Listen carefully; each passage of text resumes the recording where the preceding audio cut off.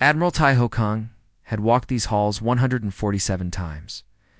He knew every corner, every crack in the ancient stone walls, every floating light that hung above the great chamber. The Galactic Council building was older than human civilization itself. The aliens who built it wanted visitors to feel small. They wanted them to understand their place in the universe. For 60 years, humanity had come here asking for help. For 60 years, they had been turned away. Today would be different, but not in the way the Council expected. Taiho adjusted his uniform as he approached the massive doors. Behind him walked Ambassador Unipark and Strategic Advisor Seogi Jin. Neither of them spoke. There was nothing left to say. They had discussed everything on the long journey here. They had made their decision. Now they simply had to see it through. The doors opened with a deep sound that echoed through the chamber. 12 platforms floated in a circle around a central stage. Each platform held the representatives of an elder species. These were the rulers of the galaxy. They controlled trade, military power, and the laws that governed 1,000 worlds. Humans had no platform. They stood on the floor, looking up at the beings who decided their fate. "The human delegation may speak," announced the Velthari overseer. His voice was cold and bored. He had heard human petitions many times before. They always asked for the same things. They always received the same answer. Taiho stepped forward. His boots made soft sounds on the stone floor. Above him, alien eyes watched with little interest. Some of them were already looking at their personal screens, checking messages, reviewing other business. The humans were not important enough for their full attention. "Honored members of the council," Taiho began. His voice was steady and calm. "I come before you today with a simple request. 3 months ago, Corsair raiders attacked 7 human colonies along our outer border. 30,000 of our people died. Women, children, families burned in their homes. Some of the delegates looked up briefly, then returned to their screens. We have asked for military support to protect our remaining colonies. We have asked for access to defense technology. We have asked for nothing more than the right to protect our own people." Taiho's hands remained at his sides. His face showed no emotion. "This is our petition." The Morith delegate made a sound that might have been laughter. His gray skin rippled with amusement. "The humans ask us to fight their battles again. How many times must we explain? You are not members of this council.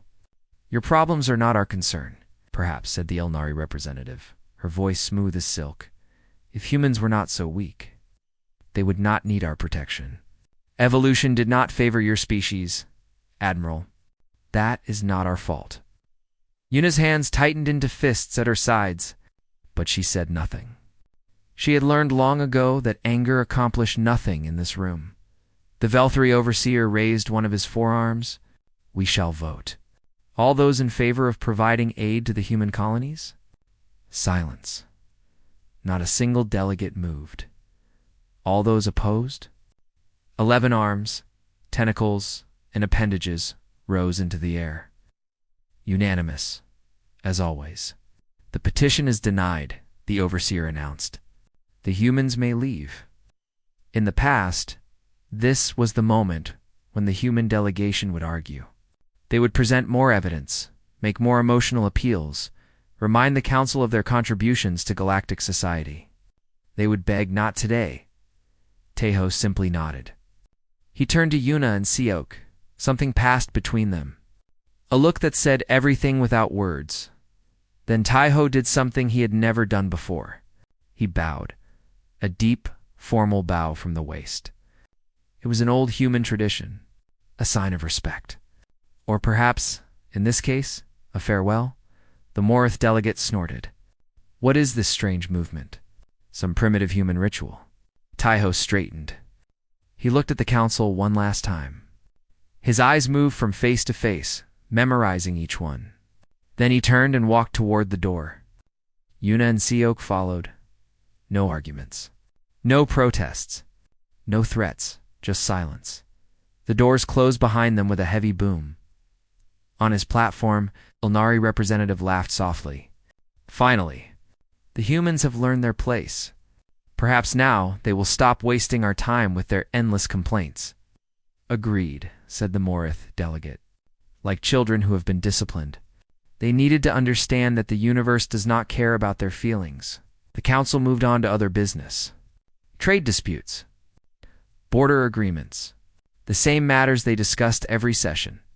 Within an hour, the human petition was forgotten. 3 weeks later, a junior analyst in the Velthari Trade Ministry noticed something strange. Human merchant ships had stopped arriving at their usual ports. He checked the schedules. Nothing. He checked the communication. Channels empty. He filed a report and thought nothing more of it.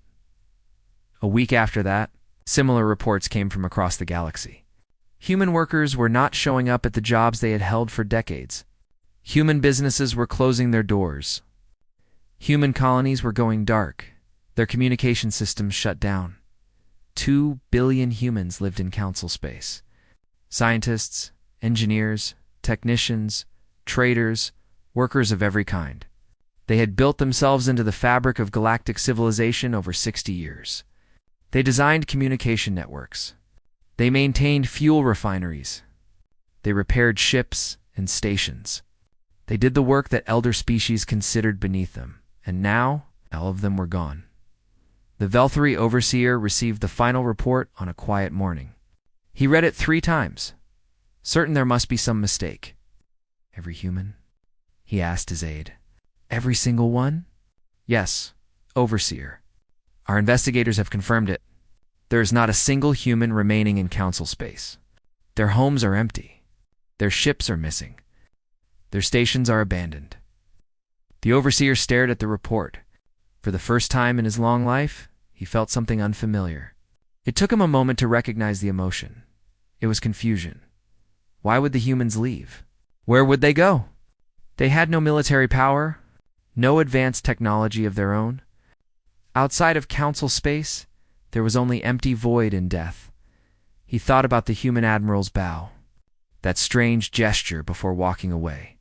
At the time, it had seemed like surrender, like acceptance of defeat.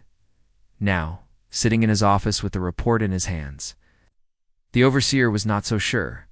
He tried to contact the human government. The channels were dead. He sent ships to human space. They found nothing. Empty stations. Abandoned colonies. No signs of attack or disaster. The humans had simply packed up and left, taking everything of value with them. It was as if an entire species had decided to become ghosts. The overseer filed his own report and tried to forget about it. Humans were unimportant. Their departure changed nothing. The galaxy would continue as it always had. He was wrong, but he would not understand. How wrong for many months to come. 6 months had passed since the humans disappeared. The galaxy continued to spin. Stars burned. Ships flew. Trade moved between worlds. Everything seemed normal, but beneath the surface. Cracks were forming. Overseer Kenth of the Velthari Dominion sat in his office, staring at reports he did not want to believe. The Karathi fuel refineries had reduced their output by 40%. Without fuel, ships could not fly. Without ships, trade could not move. Without trade, economies would collapse. The problem was simple. Human technicians had maintained those refineries for 30 years. They knew every pipe, every valve, every system. When they left, they took that knowledge with them. The Karathi workers who remained did not understand the machines they operated. Small problems became big problems. Big problems became disasters. And it was not just the refineries. The Morith quantum communication network had started failing. Messages were delayed or lost entirely. Colonies that depended on instant communication found themselves isolated. The network had been designed by a human company called Park Communications. When the humans left, they took the design documents with them. The Morith engineers who tried to fix the problems did not understand the system well enough. Every repair they made seemed to cause 2 new failures. Kent threw the reports onto his desk. How did we become so dependent on them? He asked the empty room. No one answered. But the question haunted him. Far from council space, On a frozen world called New Sajong, humanity was very much alive. The planet had no official name on any galactic map. It existed in a region of space that the elder species had declared worthless. No valuable resources. No strategic importance. Just ice and rock and endless cold. The humans had settled it 40 years ago, in secret. They had built cities beneath the frozen surface. They had constructed factories, shipyards, and military bases that no alien eye had ever seen. While they smiled and bowed before the council, they had been preparing for this moment. Director Minji-Oh stood in the command center of Project Blackthorn. Around her, hundreds of workers sat at screens, monitoring data from across the galaxy. They watched shipping routes. They tracked military patrols. They listened to communications. They gathered information that would be used as weapons. Report, Minji said to her deputy, Commander Wan Li. Wan pulled up a display. Red dots covered the map like drops of blood. Phase 1 is complete. All human assets have been withdrawn from Council space. Our people are safe. Minji nodded. And our eyes? Still in place? They think we left nothing behind. But we left thousands of monitoring devices. We can see everything they do. We can hear everything they say. This was the secret that the Council would never understand. Humans had spent 60 years building relationships across the galaxy. They had worked in every industry, every government, every military. They had access to systems that aliens considered completely secure. And when they left, they did not leave empty-handed. They left behind invisible watchers. Tiny devices hidden in walls and machines, software buried deep in computer systems. The Council thought the humans had retreated in defeat. In truth, humanity had never had better intelligence on their enemies, because that is what they were now, enemies. Mingi walked to a large window that looked out over the underground city. Towers of metal and glass rose toward the cavern's ceiling. Lights glittered like stars. Millions of people lived here, working toward a single goal. They called us vermin, she said quietly. They questioned whether we had souls. They laughed while our children burned. Juan stood beside her. He had been at that final council session. He had seen the aliens dismiss human suffering like it was nothing. The memory still burned in his chest. They will not laugh for much longer, he said. Mingi turned to face him. Her eyes were hard. Phase 2 begins in 30 days. Are we ready? The ghost ships are in position. 47 vessels spread across council space. They are invisible to all standard sensors. Their crews have been trained for years, and the targets. Juan called up another display. This one showed critical infrastructure points across the galaxy. Power stations, communication hubs, shipyards, food distribution centers, fuel refineries. Every system that kept galactic civilization running. We have identified over 2,000 primary targets. Each one has been studied for months. We know their weaknesses. We know their schedules. We know when they are most vulnerable. Minji studied the map.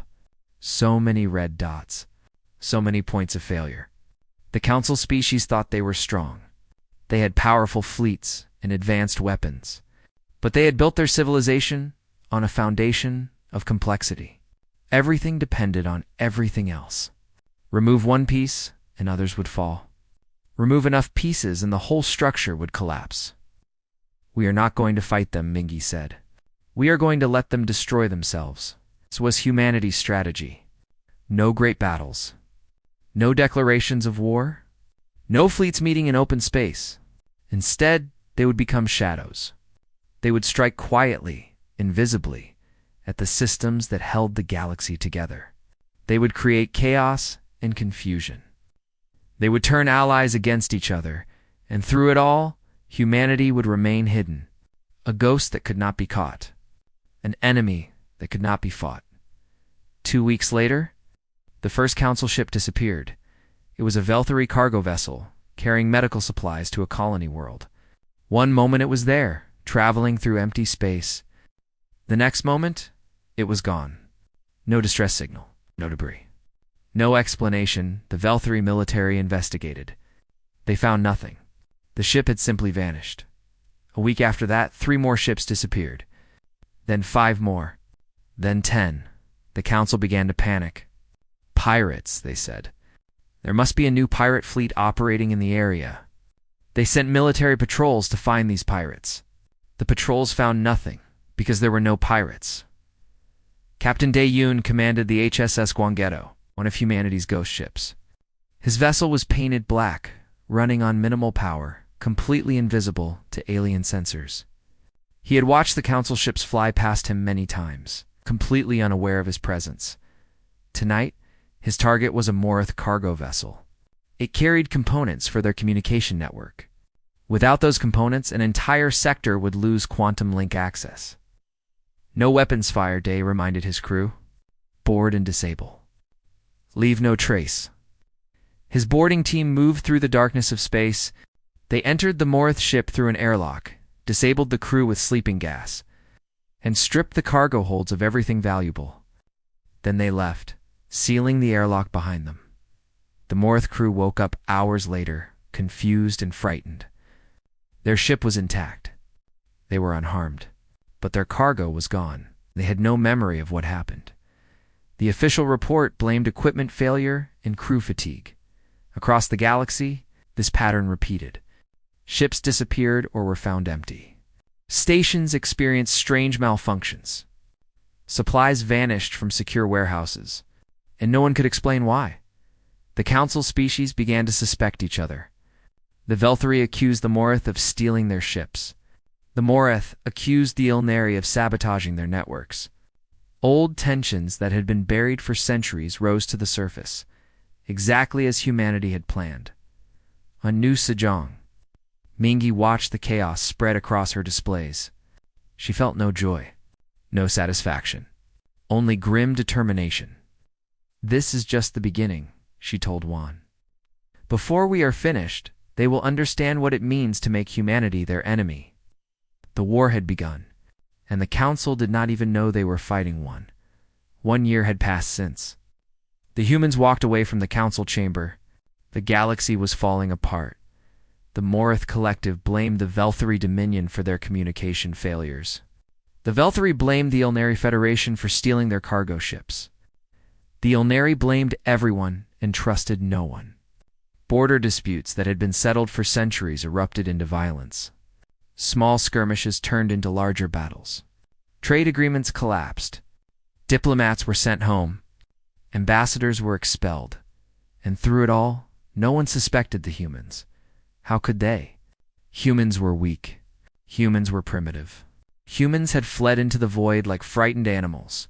They were probably all dead by now, starving in some forgotten corner of space. This was what the council believed. This was their first mistake. Captain Dae-yoon guided the HSS Gwanggaeto through the darkness between stars. His ship moved like a fish through black water, silent and invisible. Around him, his crew worked in near-complete darkness. Every light that could be turned off was turned off. Every system that could be reduced was reduced.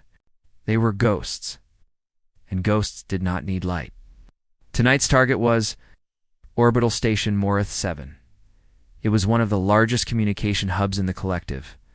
If it went offline, 38 colonies would lose contact with their government. Messages would be delayed for days or weeks.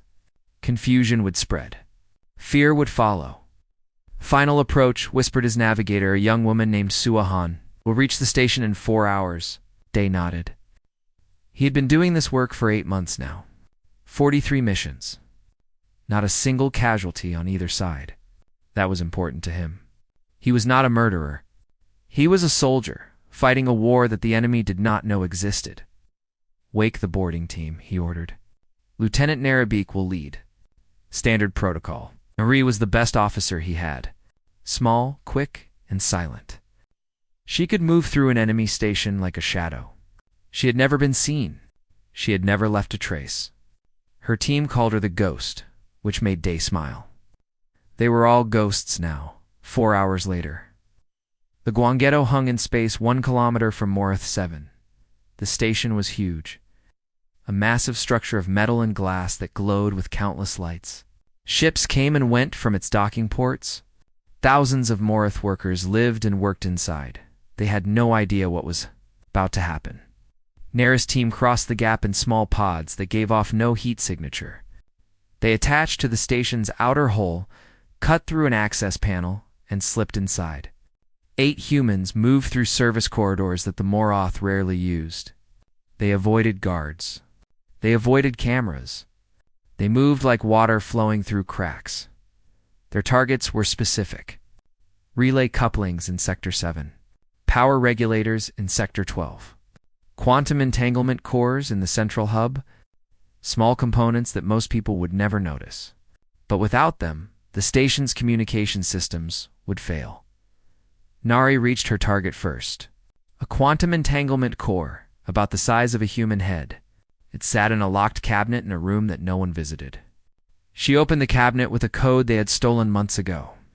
Then, she removed a small part from inside the core and replaced it with one that looked identical. The original part would last for years. Her replacement would fail in exactly 72 hours. Across the station, her team did the same thing. Small changes. Invisible damage. Nothing that would trigger alarms or alert the security systems.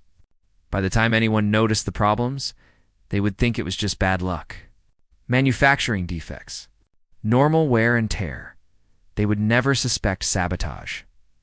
3 hours later, Nara's team was back on the Guangetto. They had not fired a single weapon. They had not hurt a single person. They had simply planted seeds of chaos that would bloom in 3 days. Mission complete, Nari reported to Captain Day. No complications. Day allowed himself a small smile. Good work. Set course for the next target. 72 hours later, Morith 7 went offline. The collective lost contact with 38 colonies. Panic spread through their government. Engineers rushed to find the problem. I found damaged components and assumed they were defective. They ordered replacements that would take months to arrive. The official report blamed poor quality control on New Sejong.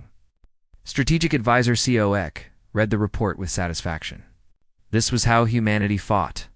Not with guns and bombs, but with patience and precision. They did not need to kill their enemies. They needed to make their enemies weak, confused, and afraid. President Yuna sat beside him in the command center. She had aged in the past year. The weight of leadership showed in the lines on her face. But her eyes were still sharp, still determined. How long until they understand? She asked. Sek shook his head. They have spent 10,000 years believing that war requires fleets and armies. They cannot imagine a war fought with silence. It could be months. It could be years. Yuna nodded slowly. And our people. Morale is high. Every mission brings us closer to victory. They believe in what we are doing. This was the hardest part of their war, keeping hope alive. Humanity had been hurt so badly by the Council. They had lost colonies, lost loved ones, lost their faith in the galaxy. Now they were fighting back in a way that felt strange and unfamiliar. There were no great battles to celebrate. No heroes to cheer for. Just slow, steady progress that most people would never see. But Seok knew they were winning. He could see it in the data that flowed across his screens every day. The Council's infrastructure was failing. Their economies were shrinking. Their alliances were breaking apart. Every week brought new crises, new conflicts, new disasters, and humanity had barely started. Phase 3 begins next month, Coek said.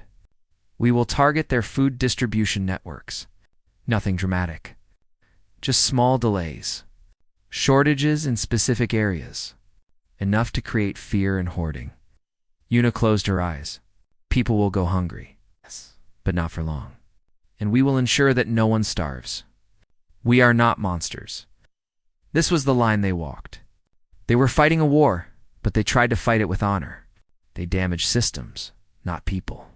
They created chaos, not death. It was a difficult balance, and sometimes SEO wondered if they were fooling themselves. War was war. People would always suffer, but the alternative was worse. The alternative was submission. The alternative was watching more human colonies burn, while the council laughed and did nothing. In the military academies of New Sejong, young officers studied a new kind of warfare. They learned about patience and deception. They learned how to move unseen and strike without being detected. They learned that the greatest victories are the ones your enemy never realizes.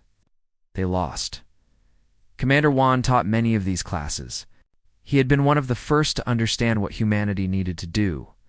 When others wanted to build bigger ships and stronger weapons, he argued for shadows and silence.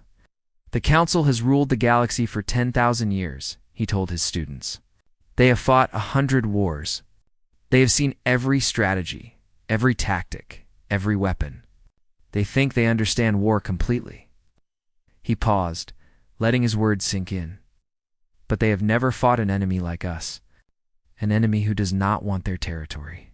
An enemy who does not want their resources. An enemy who wants only one thing. A student raised her hand. What do we want, Commander?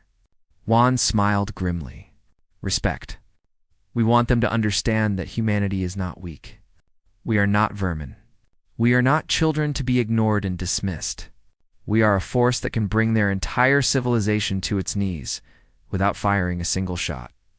He turned to the window, looking out at the frozen landscape above their underground city, and when we are finished, they will never forget it. The war continued in silence. Ships disappeared. Stations failed. Governments blamed each other, and humanity waited in the shadows, watching their enemies tear themselves apart. The Council still did not understand, but soon one of them would figure it out, and then everything would change. Councillor Ven of the Ilnari Federation had always been different from his colleagues. While other council members spent their time in luxury and politics, Ven asked questions. He read reports. He looked for patterns that others missed. It was a habit that had served him well for many years. Now, 18 months after the humans disappeared, that habit was about to change everything. Ven sat alone in his private study. The room was dark except for the glow of multiple screens. Data covered every surface. Reports, statistics, charts, and maps. He had been collecting information for months, hiring investigators and analysts who worked in secret. His colleagues thought he was paranoid. The galaxy's problems were simple to them. Pirates, bad luck, manufacturing defects, old rivalries between species.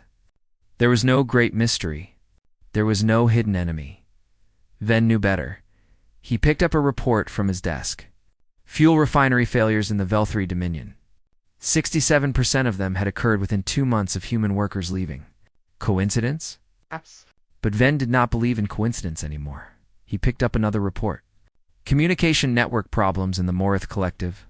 The systems that failed most often were the ones designed by human companies. The components that broke were the ones that human technicians had maintained. Another report, missing ships across the galaxy.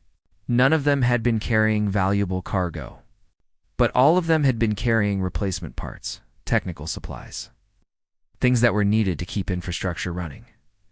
Another report, food shortages on 12 worlds. Each shortage had started exactly 3 weeks after a specific distribution center experienced technical difficulties.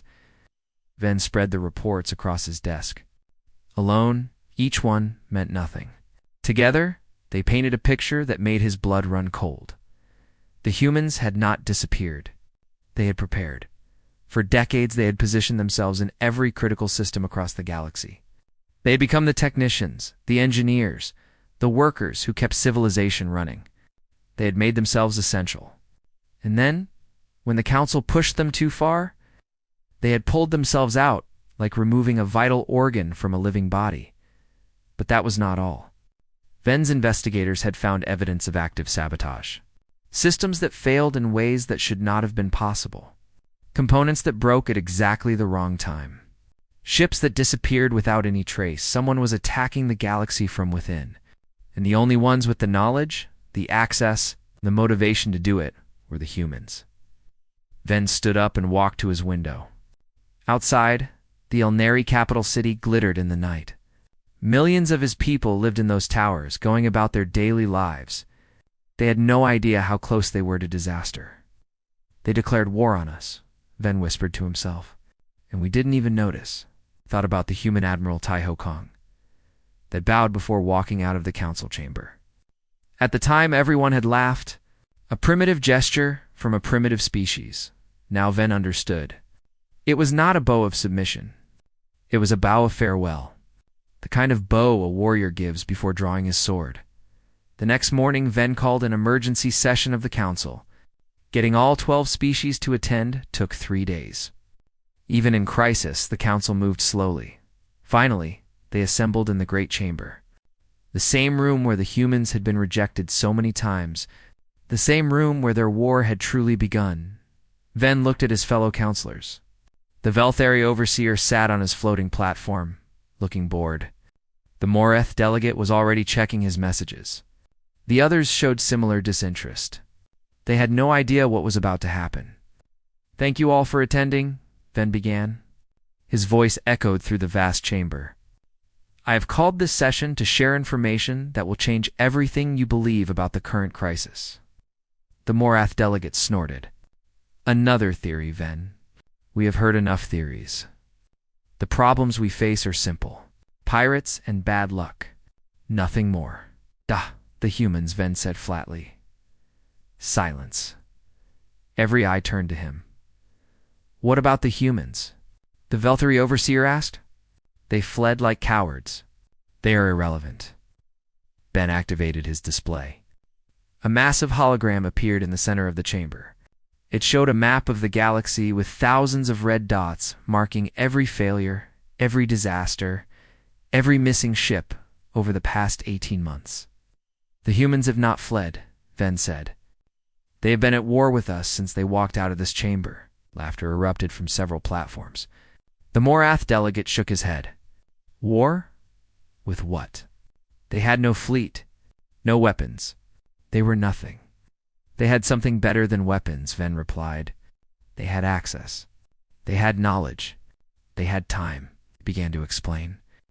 Every failure traced back to human involvement. The technicians who left had taken critical knowledge with them. The companies that closed had removed technology that could not be replaced. The systems that failed were the ones humans had designed or maintained. "It gets worse," Ven continued. "My investigators have found evidence of active sabotage. Components replaced with identical-looking parts that were designed to fail. Ships disabled by methods we cannot trace. Supplies stolen without any sign of theft." The laughter had stopped. The council members were listening now, their faces showing confusion and growing fear. "This is impossible," the Velthari overseer said. "War requires declaration. It requires fleets and armies. The humans have done none of these things." "Have they not?" Ben asked. "Look around you.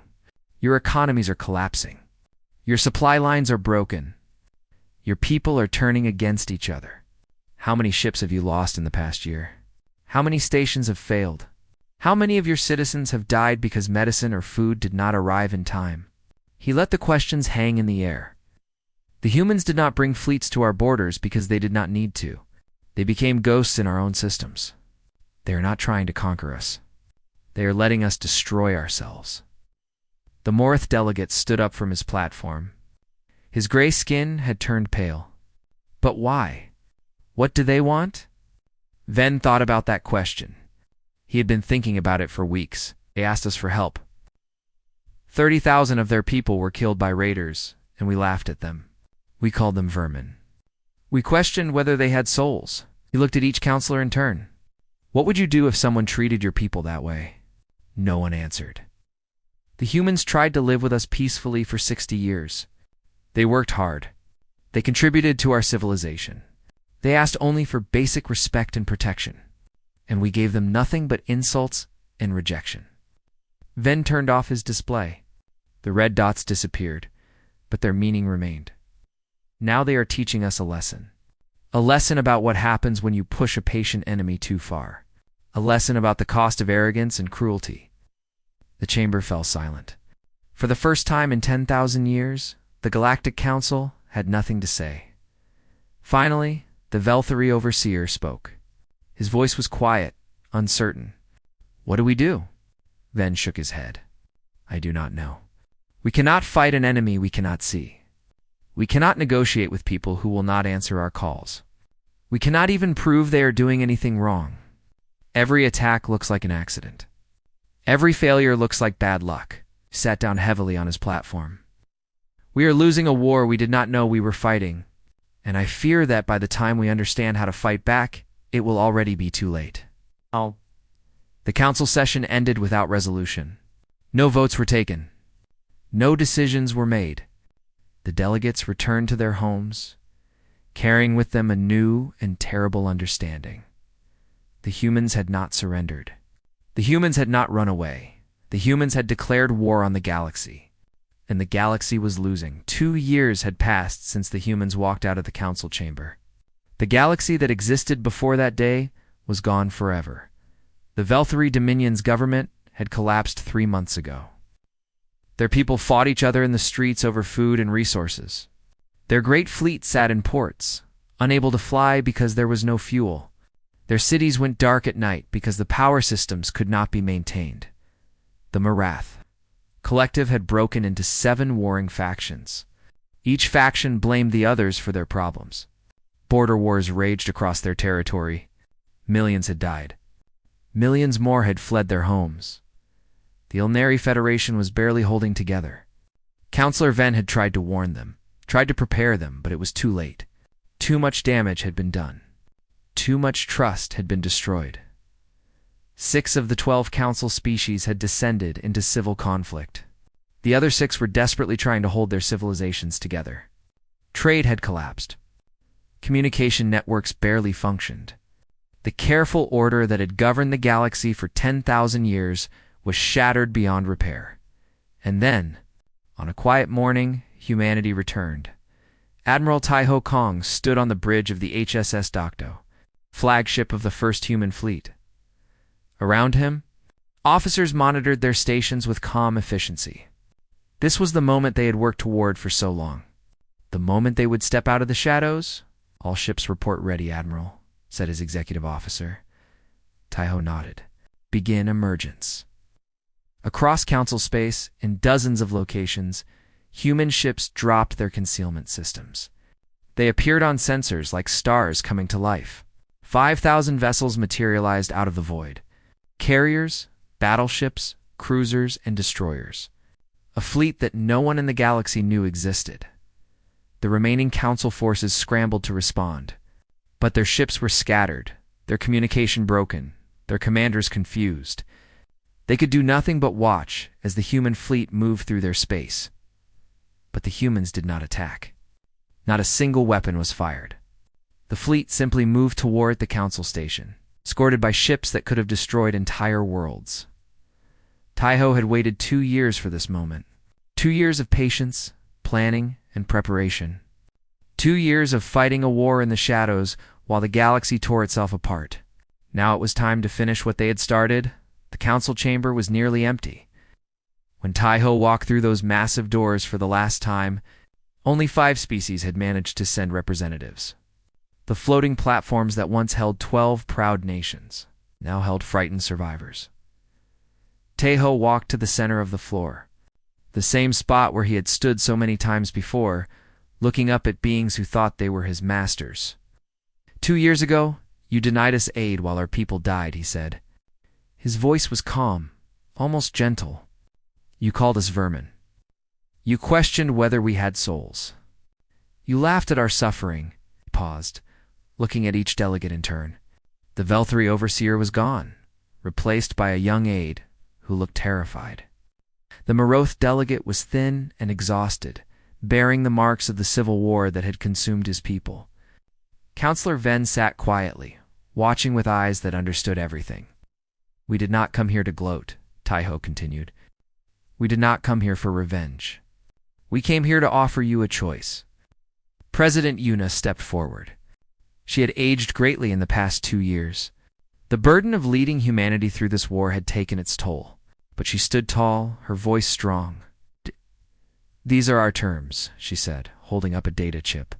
Full recognition of human sovereignty over our territory. Reparations for the colonies that burned while you laughed.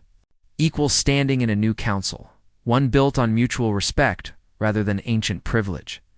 She placed the chip on a pedestal in the center of the chamber. We will help you rebuild. We will share our technology and our knowledge. We will be the partners you never allowed us to be. But only if you accept us as equals. Only if you acknowledge what you did was wrong. The surviving delegates looked at each other. Fear and confusion showed on every face. Only Ven seemed to understand what was happening. And if we refuse? The Morith delegate asked.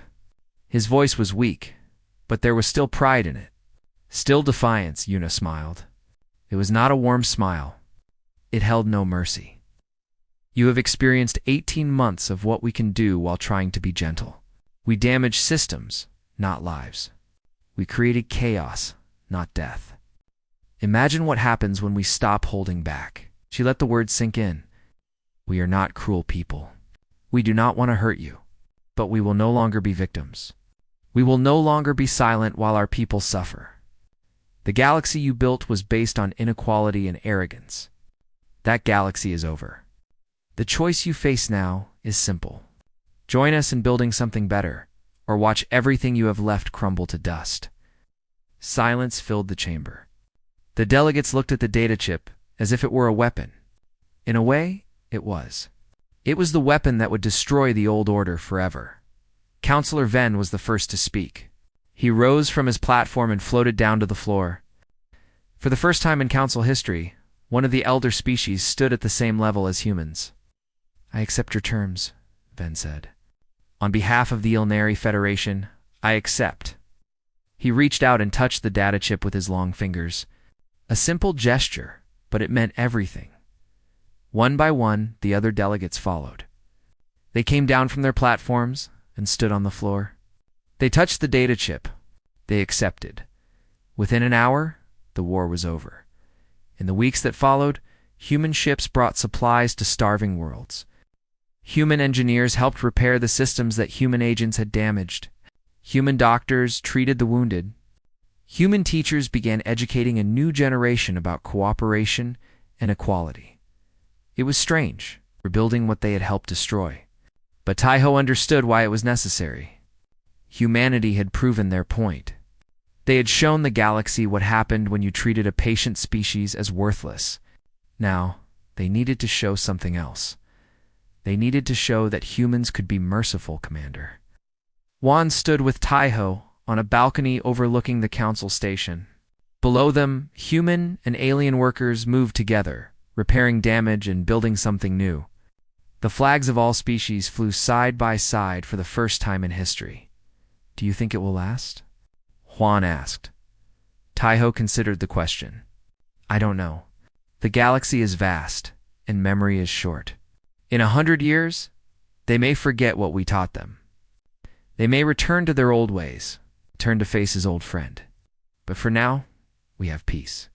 We have respect. Our children will grow up in a galaxy that treats them as equals. That is worth everything we sacrificed. Juan nodded slowly. He thought about all the missions, all the sleepless nights, all the careful planning that had brought them to this moment. We fought the strangest war in history, he said. No battles, no heroes. Just shadows and patience. Taiho smiled. And that is exactly why we won. They expected us to fight like them, to meet their strength with strength. Instead, we became something they could not understand, something they could not defeat. He looked up at the stars visible through the station's dome. Let them remember this lesson. Let them tell stories about what happened when they pushed humanity too far. And let those stories remind them, for generations to come, that the most dangerous enemy is not the one with the biggest weapons. He paused, letting the weight of his words fill the air. It is the one who waits in silence, watching and learning until the perfect moment to strike. That is humanity. That has always been humanity. And now the galaxy knows it. Years later, in schools across 100 worlds, children learned about the human shadow war. They learned about patience and determination. They learned that true strength is not measured in weapons or armies, but in the will to endure what others cannot.